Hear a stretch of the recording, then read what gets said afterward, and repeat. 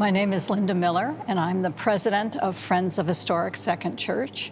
Friends, as we call it, is the not-for-profit organization separate from the church whose mission is to preserve this beautiful National Historic Landmark. Second Presbyterian Church holds all three levels of historic designation that are possible. So here you have a laboratory for some of the most significant arts and crafts, architects and artists, painters, sculptors in the entire nation. The windows that are in this building are considered works of art.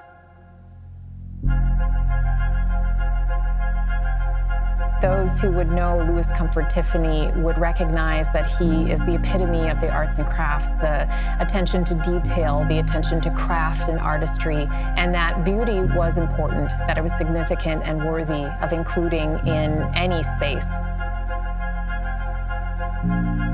As a preservation organization, we knew that one of the first things we needed to do was to do a whole study of the church and what its original condition was, what its present condition was, and what needed to be done first. I felt really strongly that we needed to do something big. And so I suggested that we think about doing one of the Tiffany windows.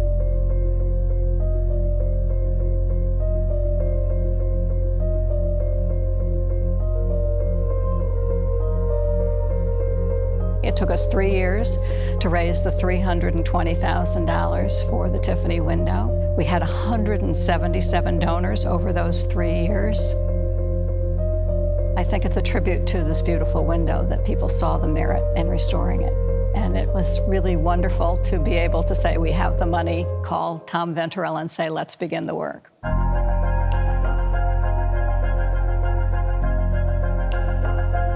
When you walk through those front doors, you're kind of walking into 1901, really. It's walking into a bit of a time capsule.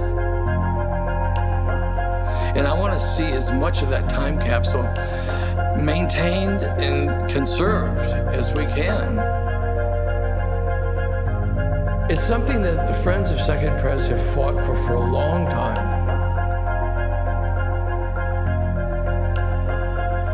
Everyone's pinching themselves, thinking, it's really happening.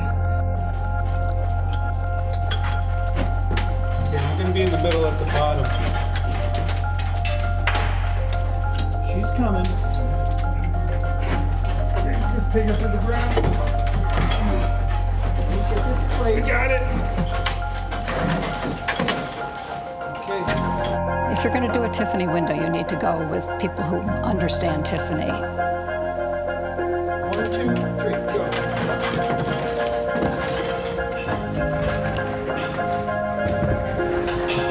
In that sense of that eye for stained glass and light and what the two could magically produce in combination, I think Tom really is a descendant, a disciple of Louis.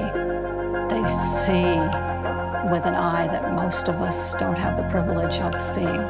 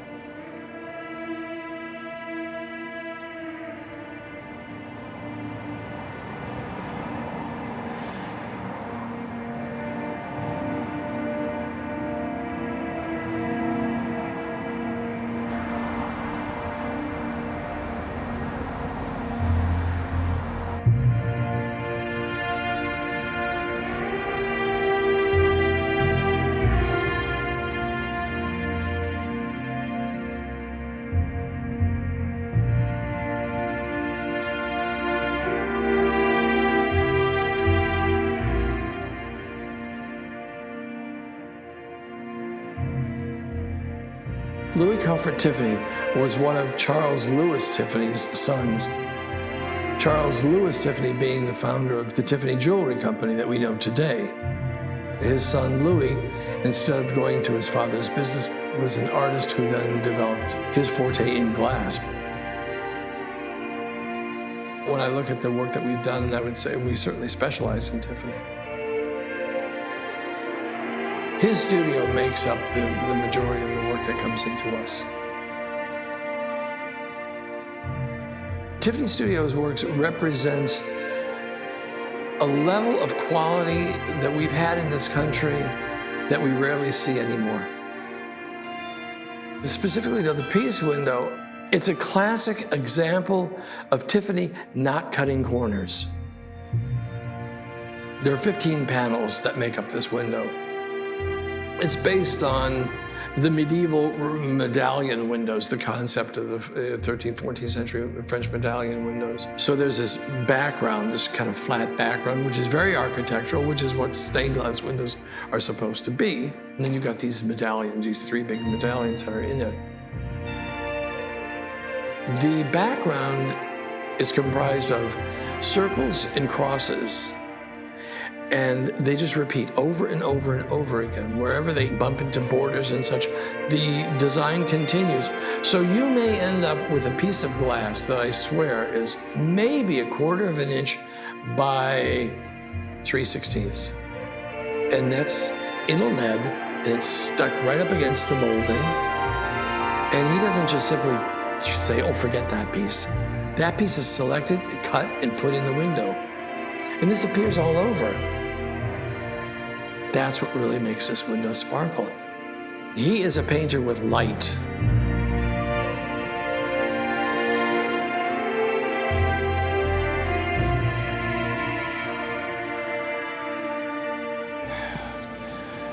Pull it back to you and I'll pivot on this corner. Ready? Okay, come on down.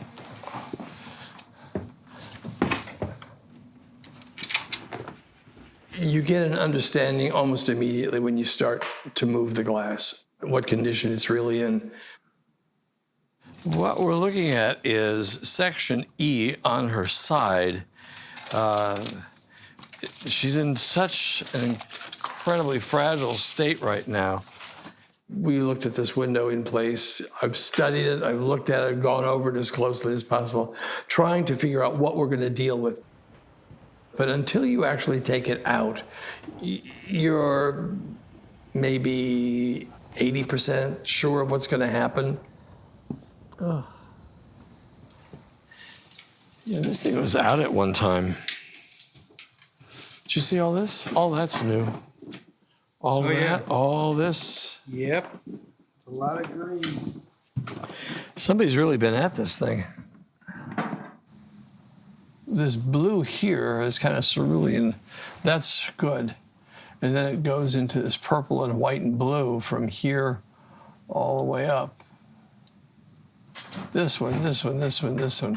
All of this should be that blue rippled glass. So we pull that out and put some new blue ripple in there, continue that. All that could never have been done in place. They could not have simply gotten up on a scaffold one day and cut glass by hand and just pulled out the old stuff and stuck this in. So these panels were definitely on somebody's bench before. Just don't know who it was and don't know when it was. If this was the 40s or 50s, they would have just taken all that glass out of there, thrown it away, and just put something else in. They wouldn't have made any attempt whatsoever to conserve it, because that wasn't the thought at the time. You know, it wasn't important, so just fill the hole. It's broken, fix it. So, anyway.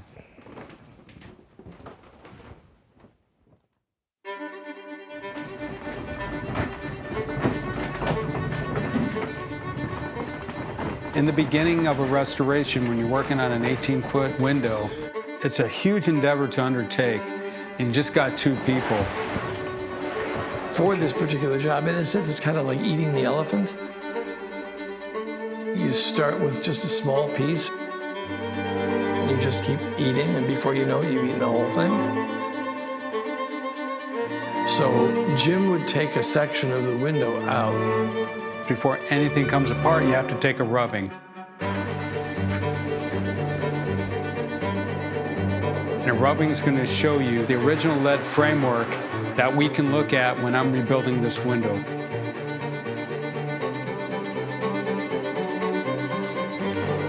He starts by removing the broken glass first.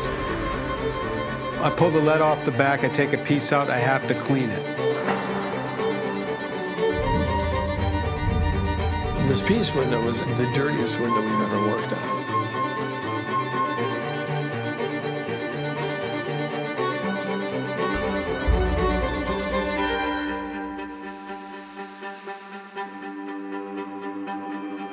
So there's an initial cleaning he'll do with that. Then he removes those broken pieces. I get them, and then they go through another cleaning.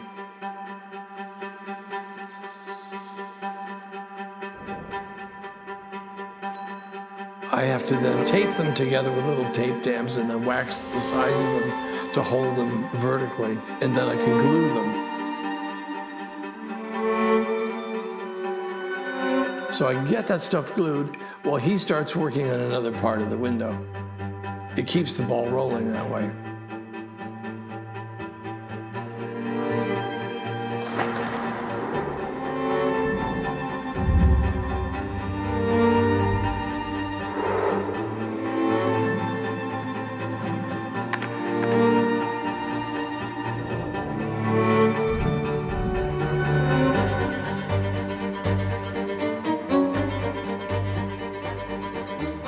Now you have to let it all back together. You take a leap of faith because you're building something that has 12,000 pieces. And if there's anything off by an eighth, a 16th here or there, it's going to affect every other piece of glass in that network.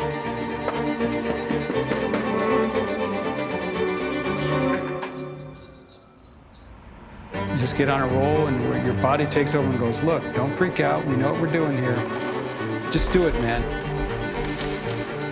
You go, okay, and you're along for the ride, and your hands are just doing this. And you're watching your hands doing it and going, yeah, okay, yeah. This is working.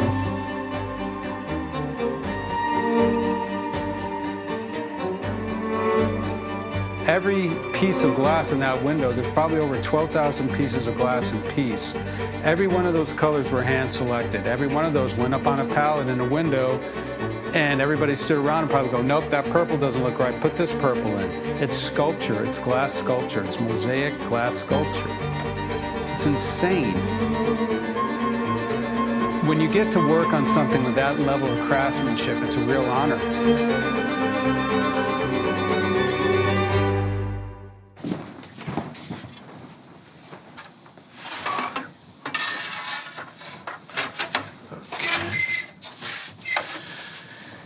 Jim, come here a second, grab this. Let's take A. So after the primary cleaning, they're taken out and they're all pulled apart. We could just set it right on the edge there. On the table? Yeah. It really becomes quite obvious to the eye of where the replacements are. This is just intermittent within this line of glass. And so these things here have all the information of what was supposed to be in this section. It's just that this section, for some reason, was just destroyed. So we're having glass made to match this original stuff. We also lost a fair amount of this blue rippled glass, too. And so we've had that manufactured, we have that made. And that came out really beautifully well. It's such a right-on match to this glass that it works really, really nicely.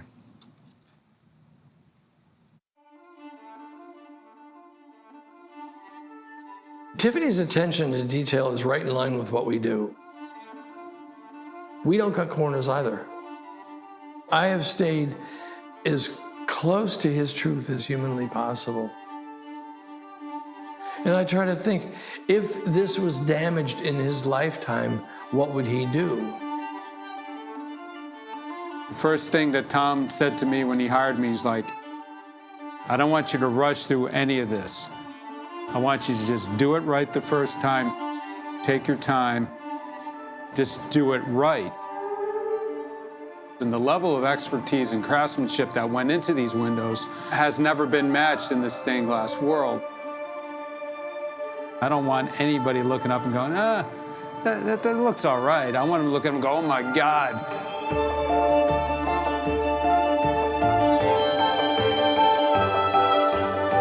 All the windows I've worked on, Tiffany, they're just masterpieces. And I don't think people really know what went into these. When they see a fully restored one, I really hope that they appreciate it. I just can't wait to get to Chicago and get this puppy in.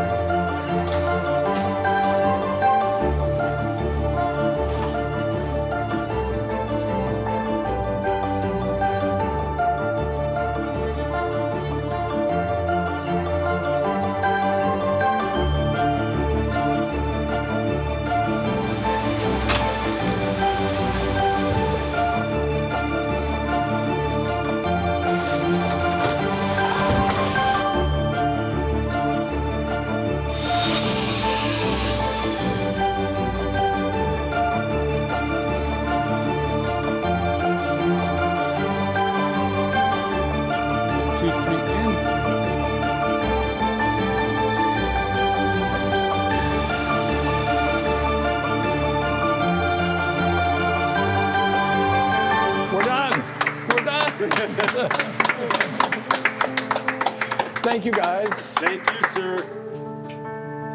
And you. And you.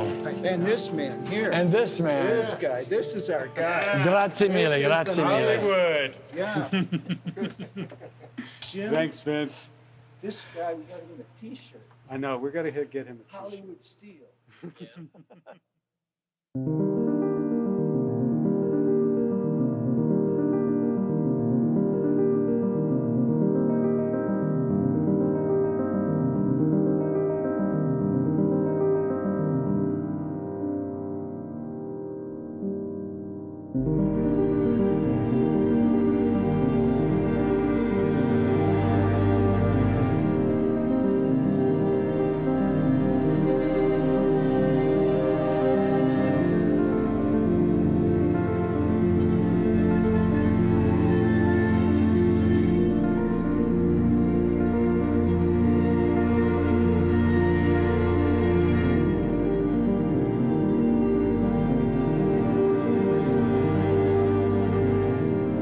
What Tiffany did was just unbelievable.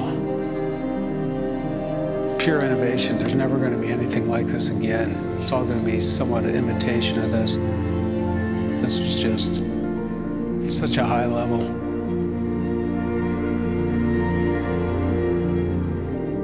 It was born out of the craft of many artisans, and it's being returned to us through the craft of artisans. It's sort of beyond expectations. It's a glorious window.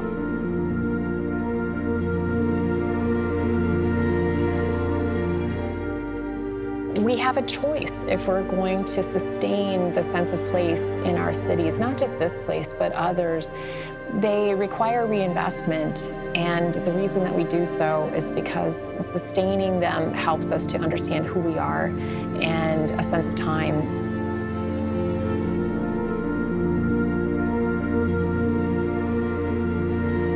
There are beautiful things that we really need to hold on to. It's the lifeblood of who we are. It's statements of who we are as people, of what we can do and what we can contribute to the society and to our art form. And those are the gems that we have to pass on.